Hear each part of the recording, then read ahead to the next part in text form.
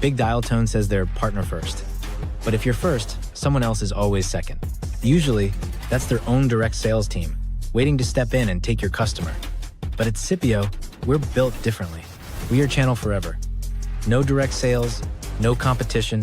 We built this platform for you as the primary customer, not a secondary thought. Referral or full ownership? The choice is yours. Own your margins, own your branding, own your growth. We provide the global platform. You provide the leadership. SIPPIO, built differently. Hey, I think we're live. Welcome to SIPPIO Live. I think we're settling in on a new home. So every Wednesday at 9 a.m. Eastern, we're going to go live and just kind of talk a little bit about what's going on, what's happened over the last week, and what you need to know. So last week we had a discussion about some really interesting research from Metrigy that was published on market share. We shared some interesting findings. And then this happened. You see this? Jay McBain. If you're not following Jay, definitely give him a follow online. He's the chief analyst over at Omdia. He's doing a ton of really interesting work on the channel and research into the channel. Last year, he dropped an absolute banger on the status of the TSD space and how much it's rapidly growing across all of the TSDs, that the top 6 account for the bulk of the market. Really interesting research. And then he dropped this piece of research, which really paints a frankly kind of a dire picture. He talks about, in a survey, over half of the channel partners that they surveyed are forecasting a double-digit profit decline in the first quarter of this year as compared to last year over year. And he really kind of dives into, some of the geopolitical triggers that are causing it, some of the other things that are kind of driving it. But one of the things that really caught my attention was a passage where he says, we don't talk a lot about the negative impacts of the platform economy, but here we are. And this really dovetails into an evolution that I've been talking about for a bit around customers are starting to move towards a best of suite model instead of a best of breed model.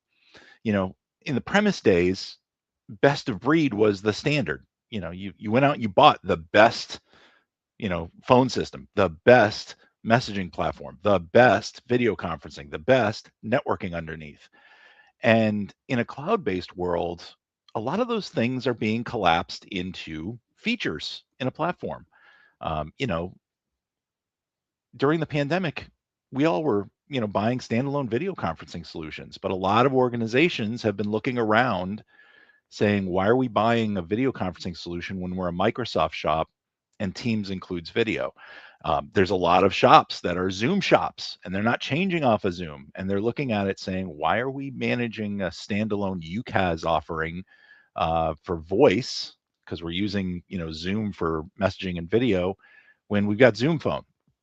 So we're seeing a great shift. And Jay talks about, the impact of this platform economy and how it's driving down, revenue and how it's hurting partners. But I would portend that it also creates opportunity, for partners, because at the end of the day, you can tap into this shift, but you have to understand, number one, how do you get this onto your customer's radar? Because let's just be frank, telecom is not in the top 10 priority list. We talked about this last week of most customers' IT priorities. So you've got to find a way to elevate it up the stack. And that right now in this economy is on cost reductions. That was in a recent piece of research from Gartner, the number 2 most responded thing, with over 52% of CIOs that responded to the survey saying they're on the hunt for cost reductions across their entire IT portfolio.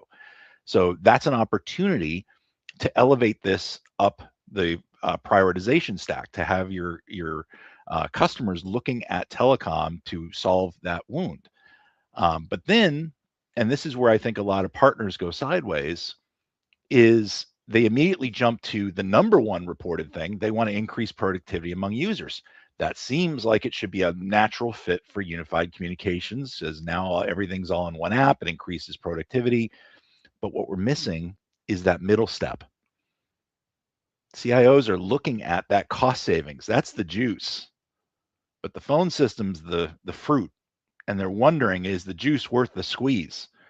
Because that phone system is proverbially and many times literally a black box. The CIO knows it's full of brittle integrations that were set up by somebody who's no longer there, by vendors who have been consolidated into other vendors. And there's all sorts of complicated call flows that are like a bowl of spaghetti. And that is just a nest of spiders. And I don't want to touch it. So yeah, there's a lot of cost savings that can be had, but is the juice worth the squeeze? So the smart partners are the ones who are capitalizing on this platform economy by showing the power of cost savings by treating, in our world, voice as a feature in whatever platform you're using. So if you're a Team shop, Teams phone. If you're a Zoom shop, Zoom phone. If you're a WebEx shop, WebEx calling. But then the smart partners are going to be the ones who don't skip to step 3 and start talking about features and benefits, but then transition to step 2, which is addressing the concern around the transition. How do features map? These platforms, the on-premise stuff has by and large been kind of like Captain America in the beginning of the first movie where he was just frozen in ice. They're just not innovating. They're just kind of in stasis, and they're happy to collect.